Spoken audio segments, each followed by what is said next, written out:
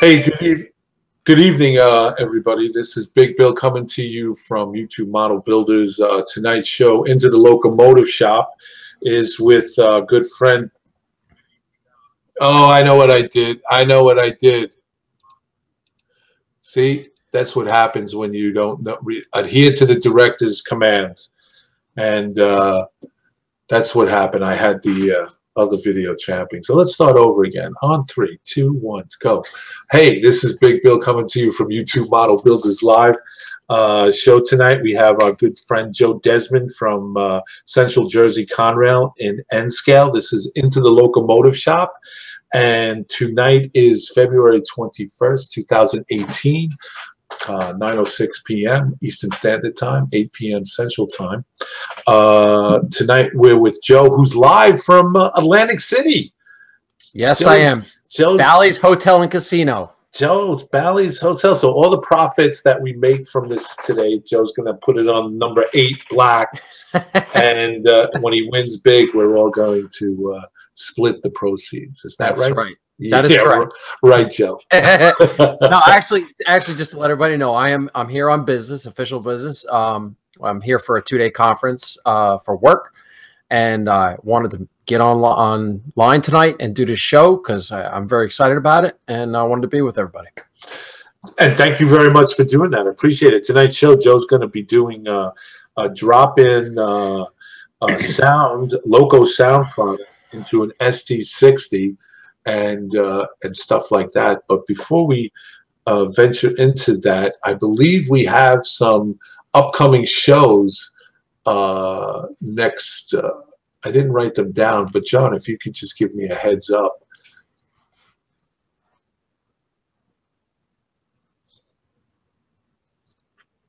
Yeah, the 27th is Weathering with Ralph Renzetti, the Mudfather, a.k.a. the Mudfather. And that will be the end of this month, and then we'll go into March.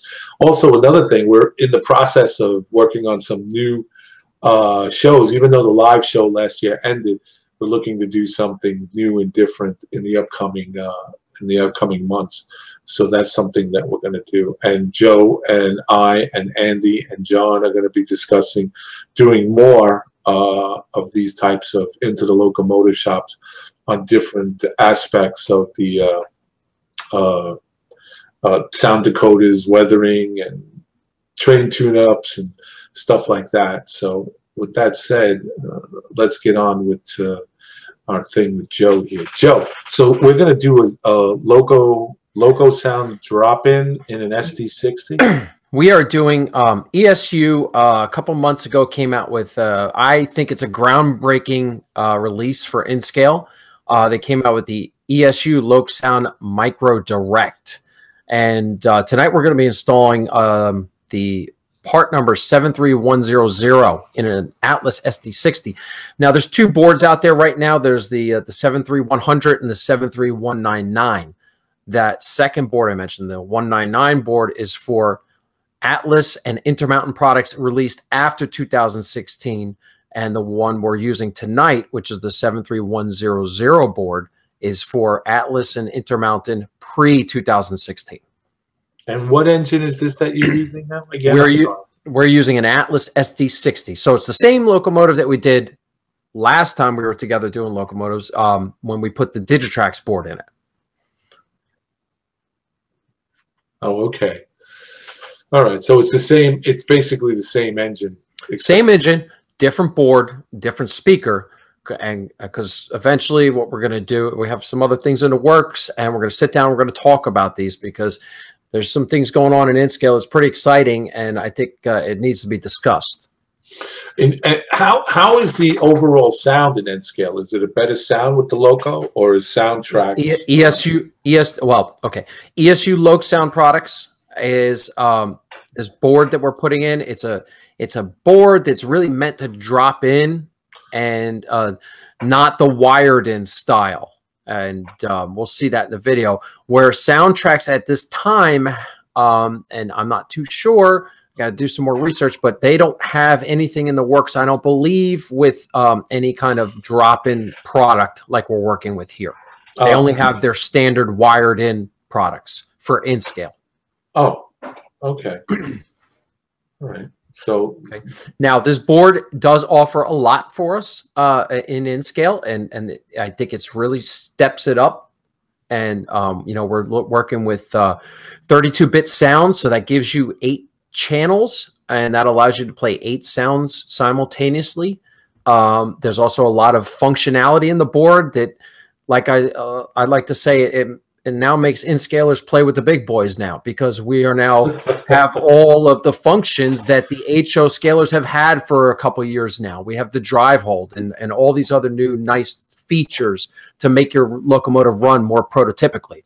So that's why I really think this board is a big deal. On a side note, N-scale affords you a lot more real estate and a lot more trackage. Correct. I always refer back to the scenery to track ratio. Okay, and is that the reason why you yourself got into the N-scale? Well, I kind of got into it by default, but I stuck with it because of that reason, because I can do a lot of territory in a relatively modest size space. So, you know, if you want to build Tehachapi Loop and you want to have the mountains be more prominent than in an HO scale, you know, you do it in an N scale. You know, that's my personal opinion. Right. So. Well, you know, I just find that you know, when I see N scale up close and personal, you know, and these meat hooks that I got for hands, I find that, I mean, I have a little, you know, dexterity problem with my HO scale, but doing N scale, as much as it would be, you know, and especially doing these drop-in decoders and stuff like that, I just find it amazing that N scalers do that. That's the real passion for the hobby, I think. Yeah, I do agree with you. There is a certain point where there are dexterity issues come into play and sight issues, and it is small stuff. But you know, hey, you know, look, there's watchmakers in Switzerland who are 80 some odd years old and they're still doing it. So it can be fun. Absolutely, you just have to have, and you touched upon it. You just have to have the passion. You know, I agree with that. I agree with that. I absolutely do. That's what makes this hobby so nice. And there are some gentlemen out there, and you can search them out on YouTube. And a couple of them really helped me out on this project. So I'm gonna put it out there now before we get going, so I don't forget. And that's Give him a big shout out. Benjamin Horn from South Carolina. He's a phenomenal installer of soundboards. He did a lot of work. He did a lot of coaching with me. He talked me off the edge a couple times because it was a little frustrating. Patrick Villette from Canada. He does the Great Northern Rail Link. He helped me out with a lot of finding, try this part, try that part. So thank you very much, Patrick. And, you know, John Colombo, yeah, he's got a channel out there and he does a lot of installs. He was kind of my inspiration to really get going in this. So a big shout out to John Colombo, because he models the nickel plate and he's just stuffing some unbelievable sound setups into these little N-scale locomotives. So those are some 3 guys I just wanted to say thank you to. Yes, absolutely. Thank you so much, guys, for all that you're doing and that helped you out and talked you off the ledge, bro. Yeah, this project was had some issues. You know, at first, the first one was my own. I ordered the wrong board, the 73199. So that's key out there. Before we get talking, just remember that board is for any Atlas product or Intermountain product produced after 2016. Don't make that mistake, because it will not fit. So I had to return that, get the new one, and then in my carelessness, and I'll show you when we talk about the video, is I had to change my setup procedures because the speaker tipped over and shorted out on the frame and cooked the board. So I had got the nice little white puff of smoke, and we had to start all over. A Sparky 107 asks, N-scale decoders have to be an exact fit for different locos, so not able to mix and match? No, not true. Not true. Oh. There's a bunch of different manufacturers making drop-in boards for N-scale. There's TCS, they make some drop-in boards. Digitrax makes drop-in boards. MRC makes drop-in boards. Now ESU is making them, and some of them have dual purpose where they can work in multiple different chassis, or TCS will have one that does the same thing that Digitrax does. So there is a lot of overlapping in the drop-in boards. However, if you can't fit a drop-in board, you can always go to a wired format. And in the future, we'll be touching upon that, because some of the older Kato locomotives that have the split light board Sparky, you can use a TCS, which is a part drop-in, part wired. So it's kind of like a little mix of both. So so it's not necessarily true that you need a specific board. There is boards that will do multiple different chassis. Oh, okay. All right. Hope that answers the question. So let us move forward. Yes. So with that being said, I think we can go ahead and roll the video.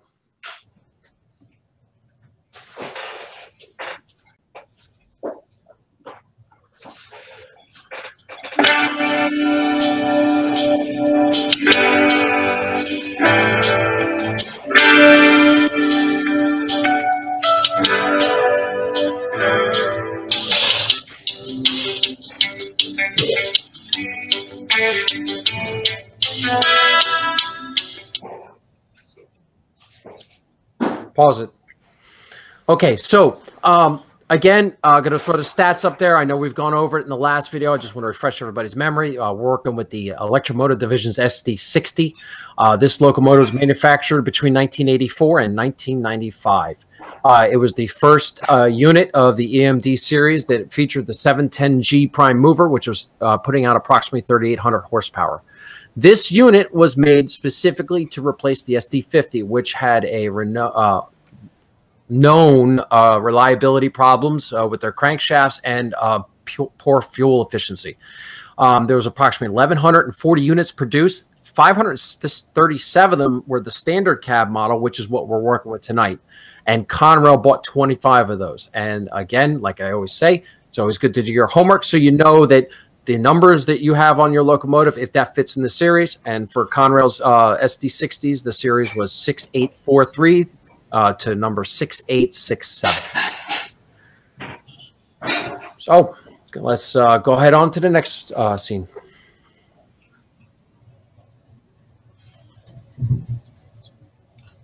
Testing. So as with all my locomotives, this was actually a used chassis that I bought off somebody. The price was right. It had a little bit of weathering on it. I wasn't that happy with the weathering that was done. I figured I could make it a little better. So put it on the test track, and it ran pretty good. You know, again, as always, we want to make sure we find out any problems before we go any further. So in this portion here, we're going to get working on our disassembly. So first thing we're going to do is we're going to take our shell off, and then we're going to start disassembling by loosening the screws in the chassis. Actually, I'm going to pull that fuel tank off first, then I'm going to loosen the screws. And as you can see here, the nut on the other side dropped out, so be cognizant and aware of that so you don't lose these little parts in the carpet. Because it'll make your life miserable when you have to go put it back together. I'm going to take out the trucks, and we're going to put those aside. Take off the light shield for the cab. And I'm going to separate the frame halves partially to remove the light board.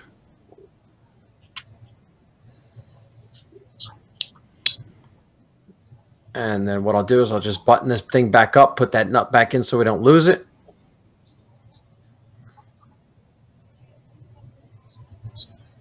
Tighten it all together. And I've kind of run out of Chinese food containers because I got so much work to do on a bench. So I'm just using the little plastic cases here to put all the parts in.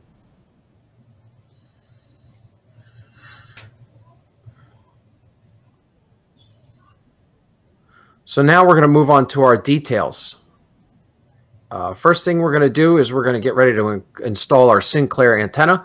Conrail used the Sinclair antenna. It was on the engineer's side of the cab, in the probably right around center line of the cab, forward to back, cheating it off to the engineer's side. So I'm going to drill a number 70 hole And we're using the Trainworks brass antenna. I've already gone ahead and pre-painted them and gave them a couple days to dry.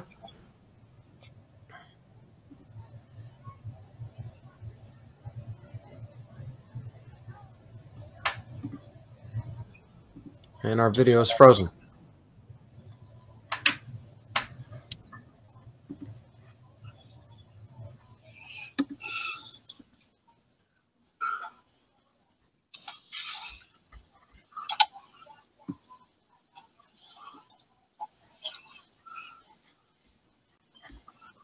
I was kicked out. I see that. They kicked me out. I kicked you. They kicked me out. Can you believe they kicked me out? I thought they liked me.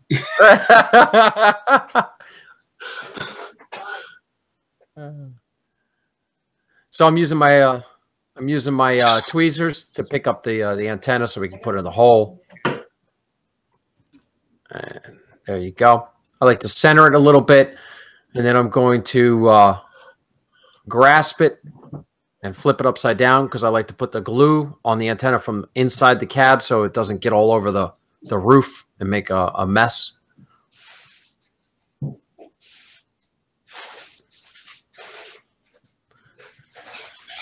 And then before that glue sets up, this is when you want to make sure that that antenna is straight, you know, so it's not tilted side to side. So that's what I'm doing there. And now while we're here and we got the glue out, we're going to go ahead and put our cab signal box. You know, these, for those of you who aren't Conrail modelers, these cab signals were kind of exclusive. They were started with the Pennsylvania Railroad and then Penn Central, and then Conrail carried over. Mostly it was started on the Middle Division and the Northeast Corridor. So that's what these cab signals, there was a display board up on the windshield that had the signal aspect as the locomotive went down the track. So that's what that little box is. Joe, I have a question. Okay, pause the video. Pause the video. From Zane's Trains and Things, not to be confused with Ron's Trains and Things or Tom's Trains and Things, but Zane's Trains and Things. He wants to know, is that ordinary CA glue you're using? Yeah, I just, you know, to be honest with you, I'm not real picky about my, what manufacturer I use, Zane. That actual bottle I got off of MB Klein's website. I just put in CA adhesive, and that's the first one that popped up, and the price was right. So I was like, yeah, I'll try it. So it works pretty good. It gives it's more of like a medium type of CA. It's not too liquidy, it's not too thick, and it's got it's not fast set, but it sets within a few minutes. So it's a good glue. I'm really sorry I'm not at the bench, so I can't look it up for you, Zane. But I promise next show I will have all the information of what one I'm using. And Sparky 107 says that tip I like, glue from the inside. Says yes. I never thought of doing that.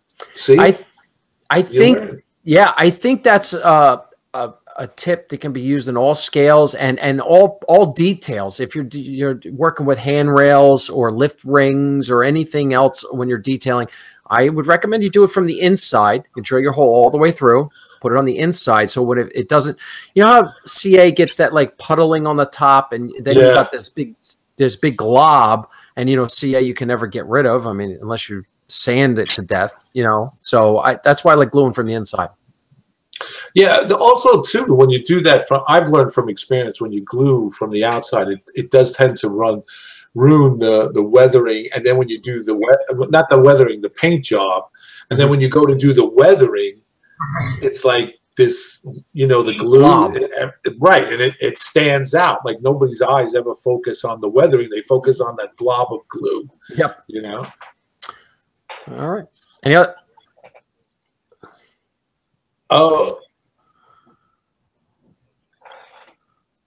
Breakman 17. Yes, I watched back watching with you guys. Thanks for joining us. Yeah, thanks for coming back, brother. Okay, so any other questions, Bill? Zane's Trains and Things says CA glue has lots of surface tension, just like water. And Sparky wants to be known as Sparky's Trains and Things now. He says he feels left out. No, Sparky, you're 107, 107. 107, 107. Sorry. That's it. Sorry, you're stuck with that. Anyway, no more questions after that. All right, let's roll it. So what I'm doing here is the SD60 standard cabs came out with these FRA classification lights in front and rear, and they actually had a red lens where if you look at a majority of the other Conrail units, their lenses were clear with a red bulb. So that's why I'm using this. I'm just using, that's Tester's turn signal red. So it's got a little bit of a metallic translucent look to it. So that's what I use to just simulate that. And I'm just dabbing it in there with a toothpick. I have a question for you. Yes, sir.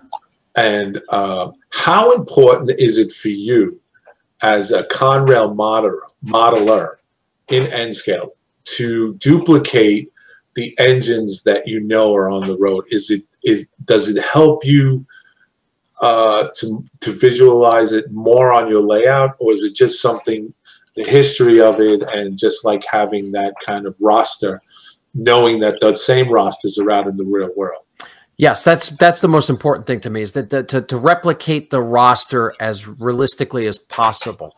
Now, at this point in my layout, I'm still building a roster, so I'm just trying to get a general makeup of 7 or 8 GP38s and 7 or 8 GP40s, and 2 or 3 SD60s or 2 or 3 SD50s. Just try to portion it out, and then what I'll do is I'll start going out, because I know that Conrail had a GP38 that they had specially painted to work in the Exxon facility up on in New Jersey. So it had a yellow pilot step and it had white lights on it. So those real keynote pieces, that will be later on that I'll come back and replicate those to the T. So right now I'm just getting the numbers right, the main details right, and moving on. Now, if you notice, now a lot of people are probably out there, well, why aren't we putting hoses on, or why aren't we putting, grab irons on and stuff? And at this point, I'm not going to get into that. Maybe when more time is available, the layout's running, scenery is, then we'll start dabbling in high-end details. So right now, because, don't forget the viewing distance of N-scale. If I put grab irons on there and I stand you at my layout and you're looking 2 to 3 feet away, you may not notice those. So it's not that effective at this time. Yeah, I understand what you're saying there, because I just noticed on my Conrail engine that I got from Atlas last year, I was just happened to be tuning it up, and I noticed that it's HO scale now. I happened to see the brake rigging. Okay. And I was like, I never noticed that before. So, when I was up close and personal to it, I was like... Now, eventually, with these classification lights, I would love to do some LED installs and hook them into the auxiliary functions on the board so we can light them up. But that, I think, as our progression's been going, we're getting more difficult. I think that's more of a higher end product, so I'm going to leave that for a later show. Sparky 107 wants to know, Joe, did they not run GP7s and 9s there? And St. Thomas has lots of them run through my area. He's in Canada. Without referring to the Conrail Historical Society's roster, so I don't know exact dates, but if the top of my memory serves me correctly, by the end of the 80s, the 7s and 9s were being decommissioned and scrapped. So you all have to look at your time period. So if you're modeling the 90s, mid 90s, I don't think a 7 or 9 would be necessarily appropriate. Right. So, but again, I'm not doing any fact checking on my computer. Okay. I don't want to crash the internet and lose the video right now. So no. That was just a question that led into another question that led into another question. Please continue. So, go for it. So we're going to dress up these little, I'm just going to do the front ones right now. I'm not going to mess with the back ones. Now, this is a pet peeve. I know of a couple of my Conrail modelers out there, and Ed Kapazinski is one of them, is if you notice this chassis here, the handrails on the steps are not painted. So we need to address that issue. and we'll get that in the next step. Right now, I'm going back. I'm touching up all the grills because some of the grills were already done, but some of the grills weren't. So I'm using my, my formula of alcohol and engine black, and I'm just getting it to run in there and fill in all those gaps. So that's what we're doing now. We'll do the sides, radiator grills. We'll do the 2 intakes up front.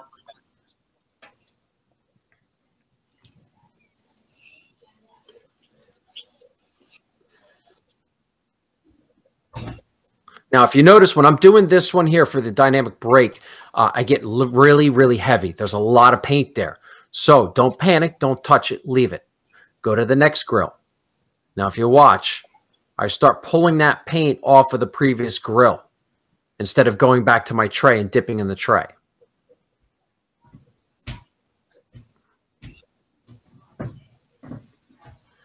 See? And I start to wick off that excess paint. So, don't go in there and try to wipe it or anything because it'll just, make a big mess. Now I'm going to go ahead and touch up the radiator grills on the roof. And again, with this model, I'm going to skip the dynamic brake fan on the roof because it doesn't have much relief. I'm going to leave that to the weathering powders when we get later. Because I think I'm just too afraid of putting that thinned paint in there and having it just run all over the place because there's really just not much relief in that detail there. And again, don't freak out. I know our paint's a little dark right now, but we'll touch that up in the spray booth. So now we're going to get ready to take care of these handrails here. So I got some acrylic white artist paint. It's nice and thick, so we can paint it on.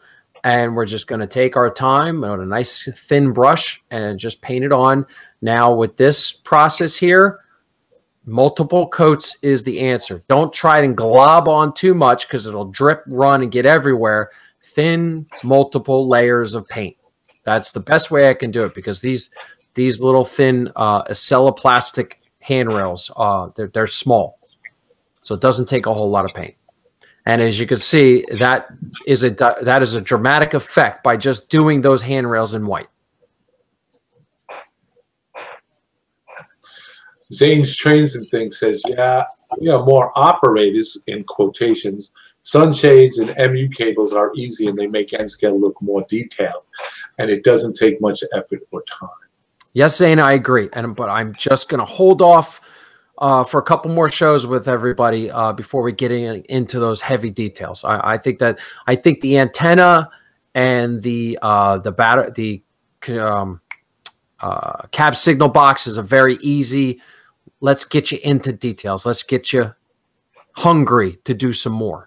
So yeah, and N.W. Perry says some details become invisible at a distance, so not applicable to a lot of N-scale modelers. Welcome, Neil from Down Under. He's one of my followers. He's from Australia. Oh, welcome. I'm famous in Australia, Mr. Perry. Yeah, one guy knows me in Australia. Martin knows me, so that's one guy. So that makes me famous in Australia. Okay, we can continue on. So I'm just giving you a little quick overview of where we are with our details before we head to the spray booth. And we're going to start with what I call the base coat of weathering. So we're going to get in here with our AccuFlex sand. That's made by Badger. And I'm just going to start dusting it real lightly. And you notice that already I've just done the rear section of right above the Conrail logo, the Conrail word. I hit that and it toned down those panels of the black. So I think that's really makes it stand out a little better. And I'm committing a major error here. I don't know what I was thinking.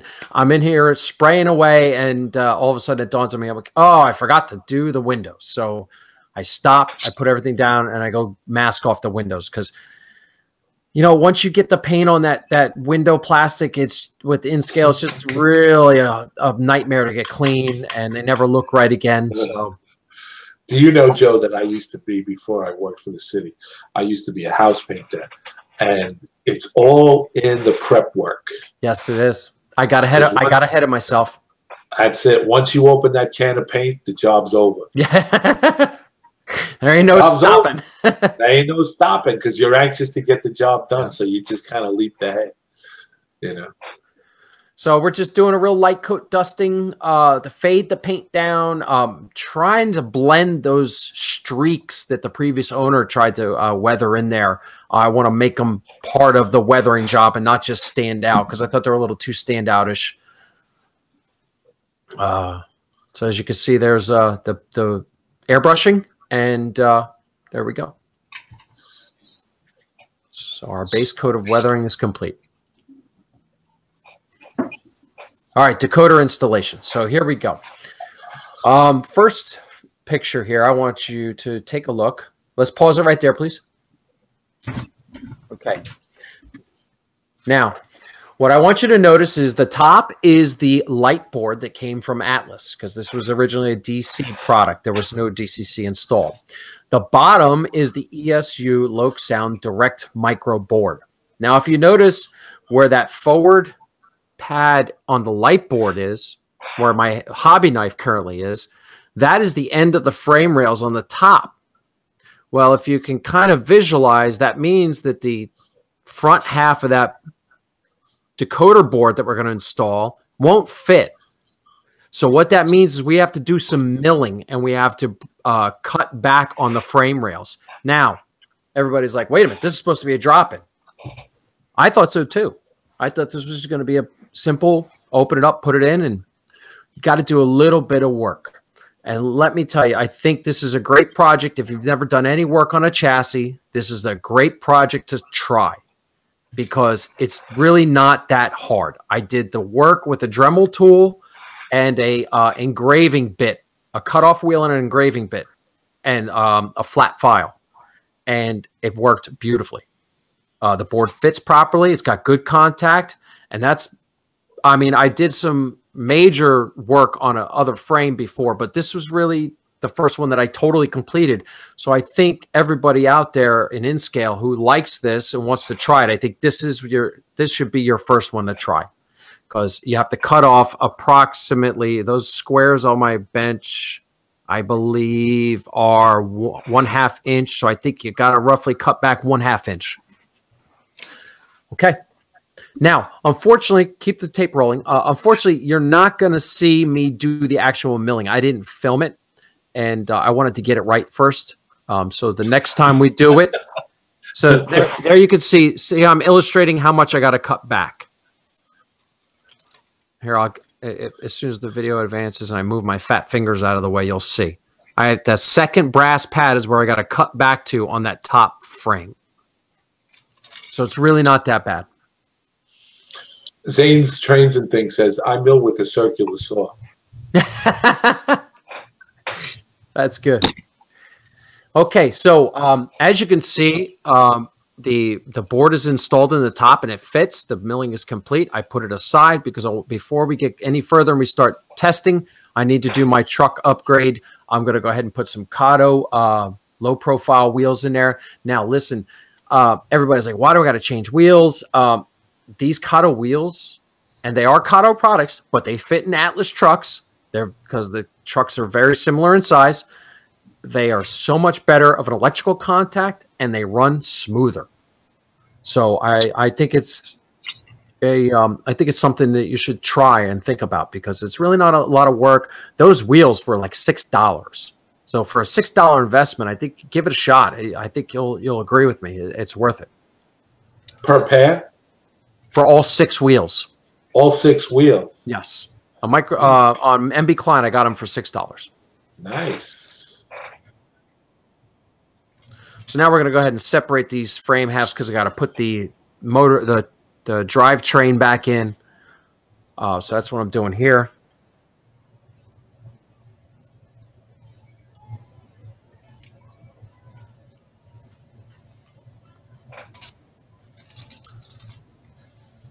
Drop in the drop in the front worm gear and drive shaft, and then we're going to hook it into the brass flywheels. The Atlas products, their drive shafts actually have a hexagonal end on them, so you have to line it up with the flywheel, and it just pops in there, so it's not that bad.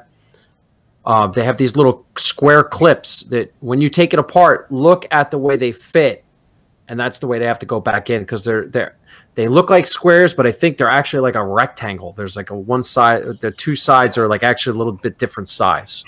Mm-hmm. And you can tell when you're putting it together, if you don't try and force it, when you put those squares or rectangles back in, they will just drop right in if they're facing the right way. Okay, if we could pause the video right here. Okay, so I wanted to put this shot in this video to show you. These points here, the forward 2 points and then the rear 2 points, I used some Capcom tape. The forward 2 points, I was a little concerned with the board. If you look at that board, I even know it's out of focus that's laying on the mat. All those square cubes there, that is Lokesound's resistor bank, and that makes that stores energy.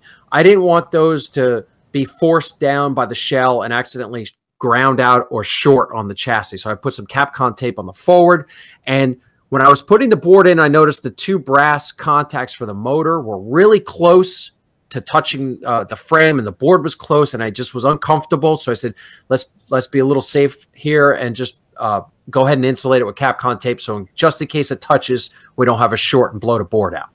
So go ahead and start the video. I hate when that happens, when you blow the board out. Yeah.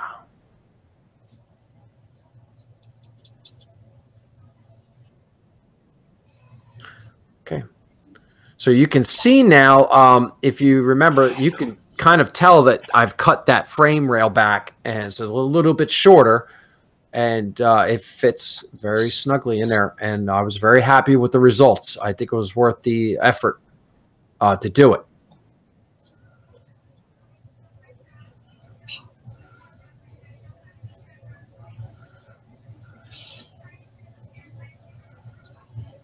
So there you go. So I'm going to set them screws in there, tighten everything up. I'm just checking to make sure there's no binding. And now I'm going to install the trucks so that we can get ready for our next step. Bruce says that, yes, the best upgrade is the changing of the wheels to Kato. Thank you, Bruce. I agree with you, Bruce. So that's how it looks when it's all fit in there. So now we're going to start. Lokesound is very generous with this board. They give you 2 LEDs for the front headlight and the rear headlight, and they also give you the 2 brown wires for the speaker wire. So I'm going to go ahead and tin those wires up and get them ready to solder onto the board. I think I had a little too much coffee this day because I was shaking with the iron. I put a little flux on the pads on the board to get the solder to flow nicely. It's very small space to solder in. I just didn't want to be having stuff splattering and flowing all over. And I wired the speakers. I attached the speaker wires. Now, the speaker that we're using this time, I'll wait. Now I'm going to go ahead and start installing the headlights. You're going to notice here that I installed both front and rear headlight. So what happened was they give you these headlights. They have long leads on them. You have to cut them. Now, pay attention to what you're doing because Lokesound gives you the anode. Without looking at my instructions, anode side is shorter than the cathode side. So that means the positive side is longer than the negative side. So remember that when you go to cut these leads to make it fit, that you remember which side's positive and negative, or else you'll blow the LED out and it'll be done. So I installed both LEDs on this board.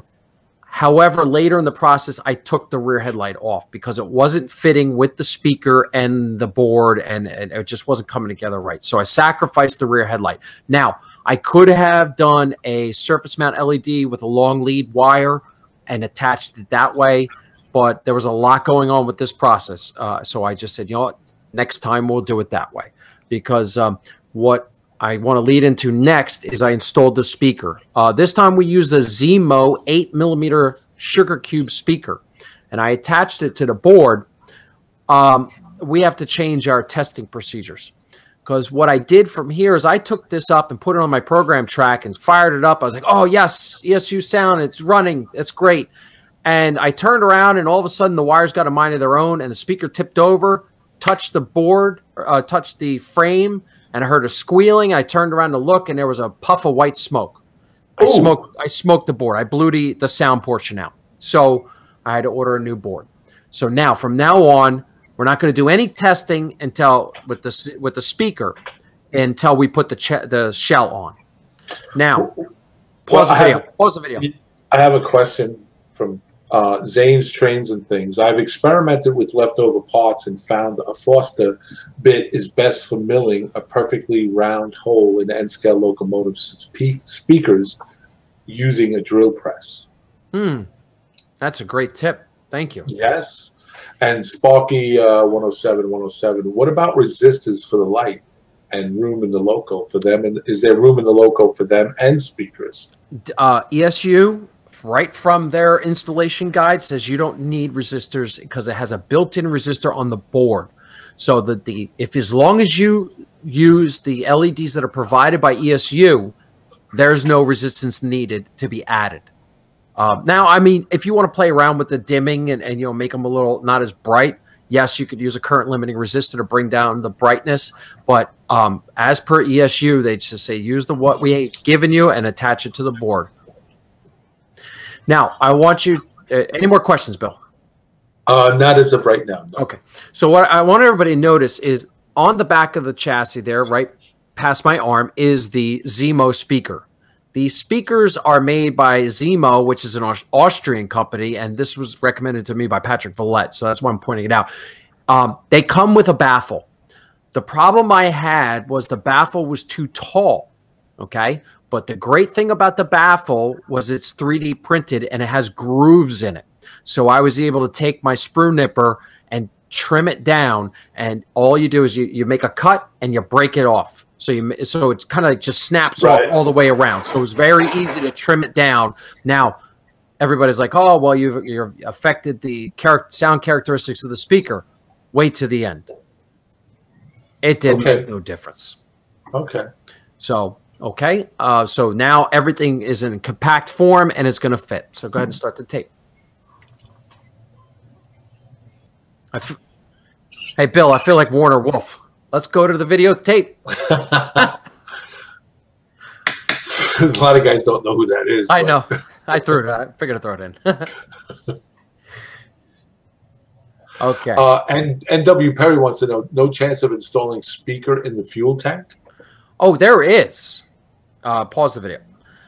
If you want to do a speaker install in the fuel tank, absolutely. You can get some nice QSI ovals. They've got some good resonance and stuff. But you're going to need, I don't have a mill machine at this time. I'm just going to say at this time. But there is companies out there that will offer milling services. And one of them is Aztec out of Carson City, Nevada. John out there is a really nice gentleman, and he does a lot of custom milling for you. So you can look at that. Neil, I don't know in Australia if anybody in particular is doing milling. I'm sure you could probably contact John and work something out with shipping if you want to do like a batch. But these Zemo speakers, and also we're going to experiment with some of the Digitrax ovals. They work really good in this position where they are here. Go look at Patrick Villette's setups. Now, I don't know Breakman 17 if he's still out there listening. Are you doing any of these type speakers, or are you doing them in the fuel tanks? Because I know he does a lot of good work too. So, well, Zanes and Trains wants to know, with that particular decoder, can you change the brightness of the LEDs? Would a CV value work as well? This board, even though it's in the only way I know how to properly answer this question at this time is this board has all the same CV values as the Loc Sound family of boards. So with that being said, if you can do that with another board, as far as I know, you can do it with this board. Okay. Okay, because when we get into these sound files, we'll talk about that. Is all of the sound packages have pretty much the same values. So, okay, go ahead and roll it. So I'm going to go ahead and put our shell on the chassis. Notice I've taken the rear headlight off, and make sure not to pinch the wires in the shell. And then also I ran into another issue is the light shield in the front. I had to take that off. So I'm going to experiment with some stuff for next video that I think I'm just going to start painting my windows black because you know, I don't need to see through the cab windows at this time. And it'll block the light out. So I'll just make my own light shield that way. I think that's what we're going to do with the next one.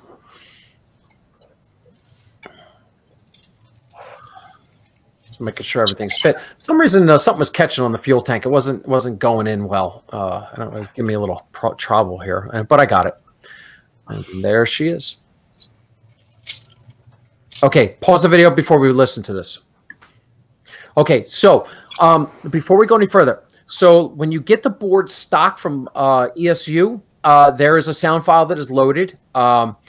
And the stock sound, I think, was like a German diesel with like a Hancock air horn. It was like the most bizarre setup. And I was just like, that doesn't sound good at all. So I went on to ESU's website. Now, I do have to preface this. You do have to make an investment if you want to do the custom sound files. And I had to buy the Loc Sound Programmer and look around. I think I caught mine on sale at MB Klein for maybe $120, I believe. But it's a one-time investment. If you're going to be doing all Loc Sound, which I think I'm going to be doing, I made the choice to go ahead and buy that. Now, what that does, it hooks to your computer. You download ESU's software onto your computer, and you hook this to your programming track, and then it allows you to custom load custom sound files. And all of it's free. You don't have to pay for it. Any of the downloads, so whatever you want. And there's so many files. But I do have to caution you, they haven't broken them down into, I think, North American and Australian, and the top one was European. And when you go into, they have them all broken down to, you know, like diesel, sound, steam, electric. I mean, just tons of them. They also have them programmed for specific road names. So Conrail, you know, they have them all attuned to that. So the sound project file that we downloaded for this decoder was number 73831. And that was the project file for the 710 prime mover. It gave you a lot. It gave you 21 different horn choices. It gave you 3 different bell choices. There are a bunch of other stuff. And also, when I was doing, now this is another thing about ESU that's come out, is now you can update firmware. So this board, when I put it in, it recommended a firmware update before I went any further. So I updated the firmware. And that was bug corrections, because there were apparently some bugs in the board. And then I downloaded the project file. And then all of your sound files, they give you this big chart. And you program CV48 to a certain number, and that will tell you what you want to do. So for this project, what I did was, for the 710 prime mover, it was 0. For the Leslie RS3L, which was Conrail's air horn, that's a value of 6. And then for the steel bell, it was a value of 0. So you take all those values, add them up, it equals 6. So you set CV48 to 6, and that gives you your sound settings. So this sound file that I downloaded had, I don't know how many possibilities. I mean, because just so many different possibilities. But that's how you have to work the sound file. Bob Booze King, I hope I'm pronouncing that right, Bob, should have rule 17 dimming at least, and then he follows up with, and you can usually set the dimming value of rule 17. And when Ralph Renzetti also said, when you order from ESU, they will program whatever loco sound you want from their files. Okay. Yeah, I was just buying the standard board, Ralph, from like MB Klein, and I just downloaded it myself. So it went the programming went really well. So go ahead and roll the tape and let's listen to it.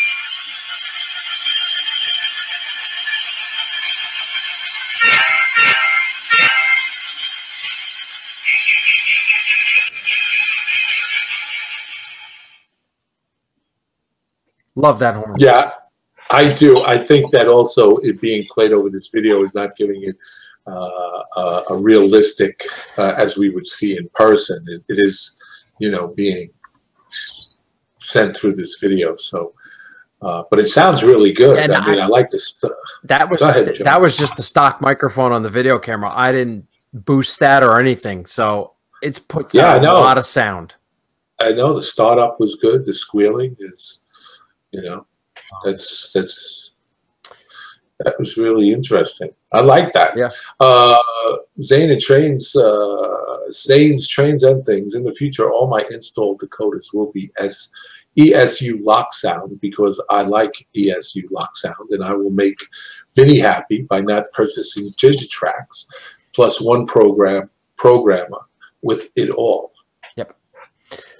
So we're back to the bench now. I want to get going here on the weathering powders. Now, I wanted to do something. Now, this is a little Conrail specific detail, and this is something we like to call con rust. So what happens is, you know, some of the units that worked out at the iron ore docks in Ohio, also in the middle division, they would get the iron oxide brake shoes, and they would get this dust that would accumulate on all the horizontal surfaces, mainly on the roof line and on the nose of the locomotive. So that I found that this weathering powder and this little process I'm going to do here, I think represents con rust very, very well. So I think some of the Conrail modelers will like this. So go ahead and roll the tape.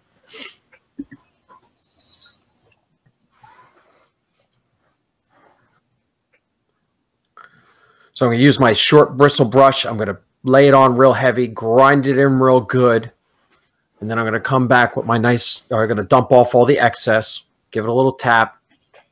You know me, I like to waste money, so I dump my powders on my mat and throw them away. And I'm going to come back with my nice soft bristle brush, and I'm going to brush it away. And that softens it up. It gives it a whole nother look.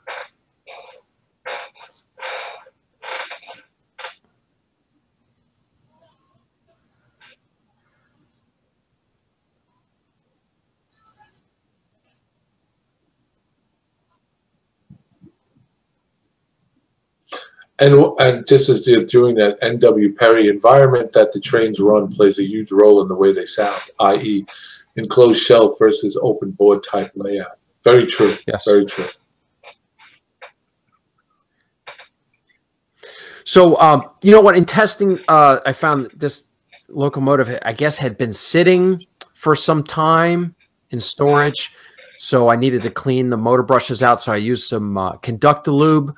I guess I got a little overzealous and I maybe put a couple extra drops, and it creates a weathering effect by accident. When it's all done, you're going to see this like oil slick area on the bottom of the long hood, and it's kind of cool, but I don't, it's just by accident. So it looks really good.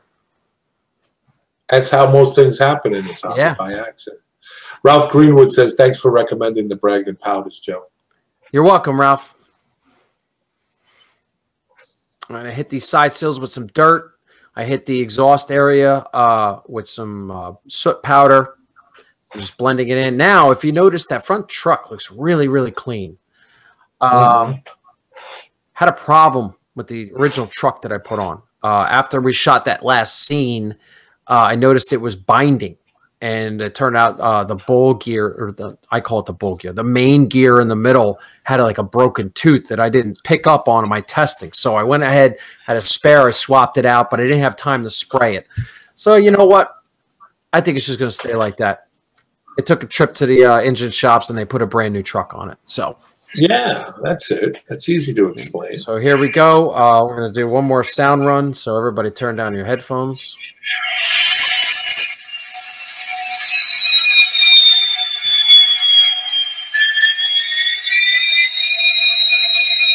And there's our finished product. Very nice. Very nice.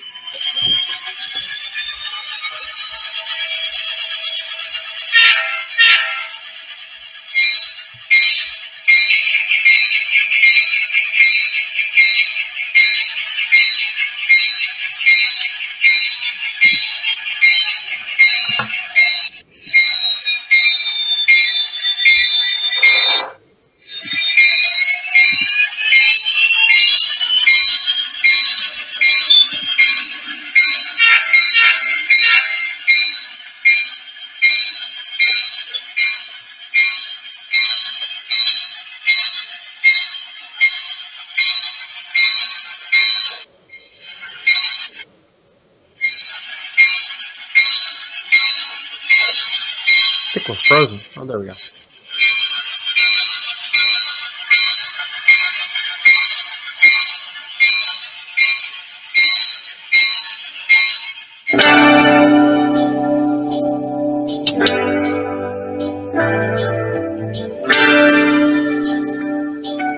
And the closing credits.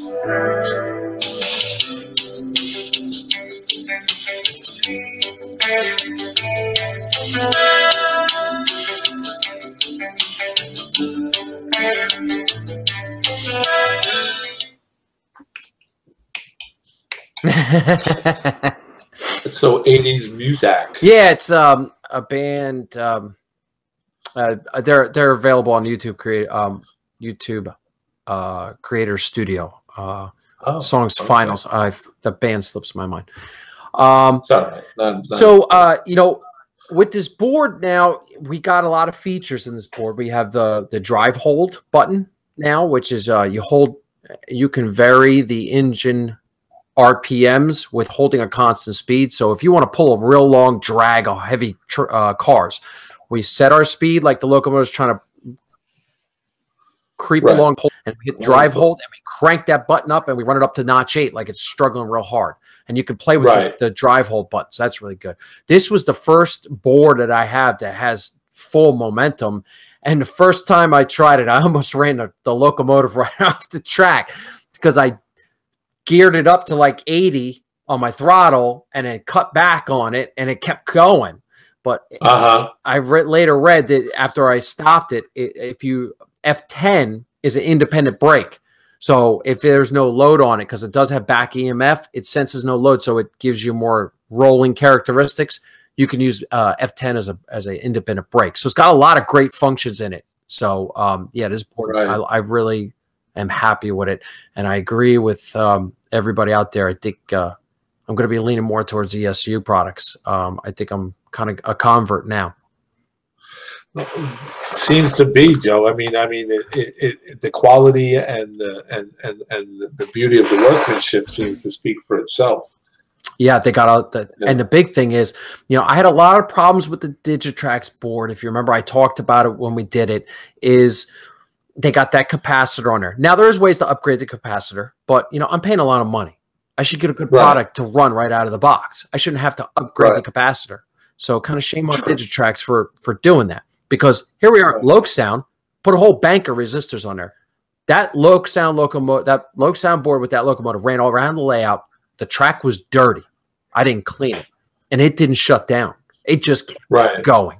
And the one time that it did shut down was because I ran against the turnout and it shorted. When I cleared the short, it just picked right back up where it left off. It didn't go to that startup sequence again. So I think that's the biggest thing, and that's why I'm going to go with ESU, is because of those two reasons. How long would you say? I mean, I know you videotaped that, but if say for example, you know, how long would a project like that take? Would that be an evening's project or over a couple of days? I think within 4 or 5 evenings of you working after work, a couple hours each night, that you could get that project done. What we just did. Yes. Right. Maybe like one evening to do the milling. Because the milling took me, now that I know how to do it, I'm going to go back. I'm going to be able to bang it out in like 2 or 3 hours. You know, it just took that. It was that learning curve. The first time is going to be a little tough. But now that I know, 4 or 5 evenings. So on a scale of like, say, beginner, intermediate, top of the line, where would you say this falls in? High level, intermediate. High level, intermediate. That's good. Yeah. I think because of the milling portion, and because we're fitting all these parts and pieces to an older chassis. Now, you know, there is locomotives coming out there like Intermountain's SD40-2 that came out in Inscale. It was a big release last year. You could buy that DC. And let's say you say, you know what, I'm getting into DCC. I want to put sound in it. Well, it's already set to go. You just drop it all in.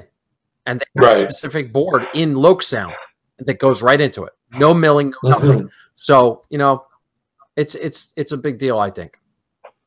Yeah, we absolutely have come so far in this hobby as far as electronics are concerned in regards to sound. I remember when I was back in 82, 83, when I was getting, you know, doing the hobby and doing my first layout in the basement. And I remember the guys that were helping me out, they were talking about this DCC thing and how it's going to run. And these guys were like old school, older men than I was at the time. And they were like, it ain't going to work. It ain't going to be around. It's not going to materialize. And we were setting up, you know, for the layout. I had an inverted dog bone that just really ran a loop, and it had a mountain on it with a helix in it. And it just was just ran around and basically wasn't an operational thing, but we had to, you know, put the momentary switches in to continue running. And I had 1,000 switches to turn to keep the continuous running. Whereas, you know, when I got back into the hobby, it was like, you know, all this new stuff and everything. So we absolutely, this hobby has, in leaps and bounds, and it has made it more enjoyable. Yes, I think the electronics portion wise, you know, decoders and DCC and all that is yes, it is within the last 10 years, it's really come into its own. But I think now the manufacturers are more starting in scale, because HO's, it's been there for 5 or so years. And in scale, they're now starting to lean more towards the ready to run. You know, there's a lot of people out there that just complain, it's too expensive. That's too much money. I don't want to buy it. But hey, you know what? I bought that locomotive for $100. I bought that board for $90. I did all that work. That's what we spent, $200 in all the parts and stuff. And then I'm going to say with my time, that's definitely worth $50. So I could turn around and buy a ready to run, same package for $250. And guess what? People are lining up to get them. Intermountain couldn't make them quick enough last year. So I think the people who are out there complaining it's too much money and all that, I don't want it, I don't want it, they're the ones standing in line for it. Well, it's like everything else, you know. I mean, everybody says it's too much money, but everybody always winds up, you know, when you hear about first runs and stuff like that and new stuff that people are buying them up. It's, you know. Well, I think it also, Bill, it comes down to like a guy like myself. I'm working. I got a kid. I got a family. I have so much time, but my time is worth the money. Yeah, I'm going to go out there and pony up $250 to buy it. And I know we're going to take it out of the box, put it on the rails. It's going to run, and it's going to run beautifully. I'm not going to have to fiddle around with getting things to fit and all that stuff. This is for another. It really is for. Yes, I'm sorry. I get ahead. I'm getting. No. I absolutely appreciate it. I'm not trying to distract or, you know, waylay the conversation.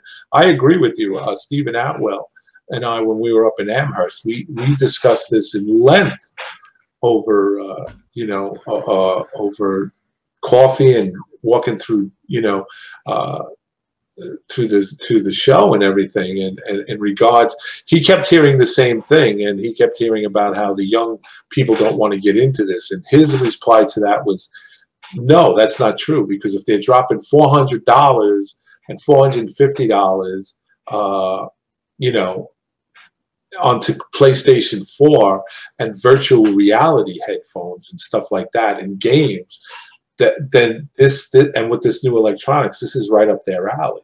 And plus it gives them, you know, opportunity. And how many of us say, oh, no.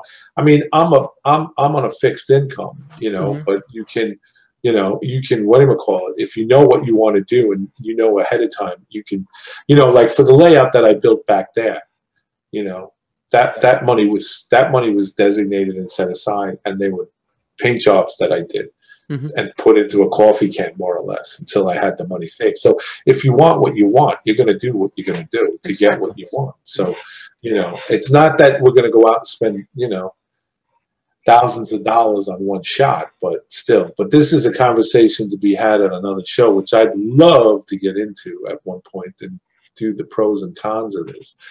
But Joe, I think this again is another home run hit right out of the park. Yes, I'm extremely excited about this. I've been running this locomotive. I mean, other than that little truck having to be changed out, and that's okay. I'll work with it, but it's beautiful. Its sound fills the room. I'm amazed. I really am. And so I'm going to tell everybody who's watching right now, next month, we're going to do the same thing, but we're going to do it in a 4-axle unit. We're going to try and squeeze it into a smaller package, and we're going to do that together, because I think then if that can do that and I can sell you guys on that, then that's what I'm going to be doing. Is I'm just going to be doing the ESU drop-in boards, because they are just they're really a gem to work with. I like them. I really do. Well, as Zanes and Trains says, plus Digitract has a terrible warranty policy.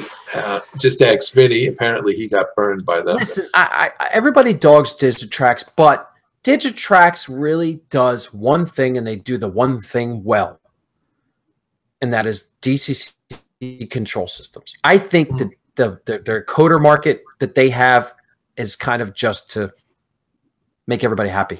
Because I have problems. I have problems with production runs of Digitrax boards where they're too thin, they don't fit, it's loose, it falls, you know. So I don't think they have a good quality product, to be honest with you, when it comes to decoders. However, I love their control systems.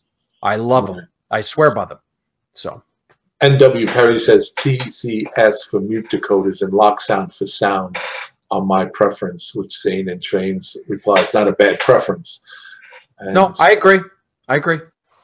Sparky 107 says, but if you want it, you're going to pay for it no matter what. DC made it the DCC or just buy the DCC. Very true, Sparky. Bob says, sure, I can install all this stuff, but I'd rather spend my time operating than at the bench. Very true. Yes, very Bob. True. I agree 100%. Thank you. And let's see. Talking about, Zane and Trains and things says, talking about games, kids can literally run their trains just like a game technology. It's just so cool. Absolutely true, Zane. Absolutely true. I mean, if if my six-year-old Gracie, not mine, my granddaughter, 6-year-old Gracie can take my iPhone and get on it quickly and easily and fix the kinks in it, I'm amazed. So they can do it, you know. NW Perry says, I buy pre-installed DCC with sound when available and non-sound otherwise.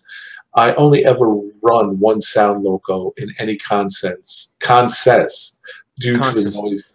Yeah, well, I'm from New York. What do I? Due to the constraints. What constraints? What constraints is that, Neil? Oh, there you go. How many boosters are you running? Go to the next question while he answers. Sparky says, not the conversation at hand, but NCE, no questions asked, send it back and it is replaced. I agree with you, Sparky. I have had problems with, I had a situation with, I shouldn't say a problem. I had a problem. I have a power cab throttle. I had a little problem with it. I sent it back to them. No questions asked. They updated it, recalibrated, whatever they had to do and sent it back to me. And anytime I've ever had a question or any kind of situation with my NCE power cab and throttles, I either picked up the phone or emailed them, and I got a quick turnaround reply. Well, you know, it's kind of like Digitrax and NCE's kind of like the Mets or the Yankees.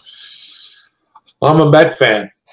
I am too, but we got no Yankee fan. So, so which system is the Mets and which is the Yankees? Well, I would have to say that Digitrax would have to be the Yankees because that's the evil empire. Sorry, Digitrax. You can have your lawyers call my lawyers in the morning. We'll get on that. Zane and Train says, I agree that DCC controllers from Digitrax are all the best in the industry, better than NCE, arguably. Oh, we have started a firestorm. Yeah, we lit that match to that dry grass.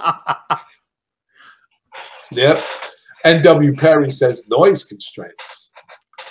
I guess layout. Okay. You know, all right. I understand. I just didn't know if he meant layout constraints with power districts and stuff. So that's why I asked. No, noise, I guess. Okay. Stuff like that. But yeah, again, other topics for other times and stuff like that. And it's always it's always good. You can open up the Pandora's box on anything. That's what I love about this hobby, is that you can have six model railroaders in a room and get 8 different opinions. We're pushing the button. We're pushing buttons. Oh yeah. Well, yeah, sure. We're making them. Yeah, that's good. That's what I mean. You can have 6 guys in a room, all model railroad, have 8 different opinions. You know, that's the best thing about the hobby. So yes, that's what makes it good. Noise to one is music to, well, noise to one is music to the other. Well, as I'd like to affectionately say, Sparky, one man's ceiling is another man's floor. So, you know, well, we can do that. I don't think I could sell my wife on my locomotives being music. I guess you can. Love you, honey. But Joe's live from AC's down there on business with his doing training and stuff like that. And Joe, again, I appreciate the fact that you took the time out of this conference and out of this training thing that you're doing to spend some time with us here at YouTube Model Builders. No, I love doing the project. I love the show, and yeah, I definitely thought it was very a big topic that I think I wanted to do. So I've been thinking about this show for a while. Yeah. And you guys out there in YouTube Model Builders land out there, if you want, check out Joe's YouTube channel. It's Central Jersey Conrail in N scale. He does a whole lot more and of stuff on his YouTube channel in great detail. And they're lengthy in size, but they're worth watching. You know, they're really worth watching, and he gives you a blow-by-blow instruction and tutorial on what he's doing. So, you know, that's pretty good. And so get a chance. His YouTube channel is Central Jersey and Conrail in N scale. So check out his thing. Also, want to give out another plug here for all you model railroaders out there. I don't know if you guys are aware of this, but Sparky 107 on every Wednesday evening, he has a live show, a discussion show. Last week was a thing on, I believe, weathering. This week was a potpourri of discussions. And I think he goes for about an hour. It's 7 p.m. Eastern Standard Time, 8 p.m. Central Time. He comes on his own channel, Sparky 107. If you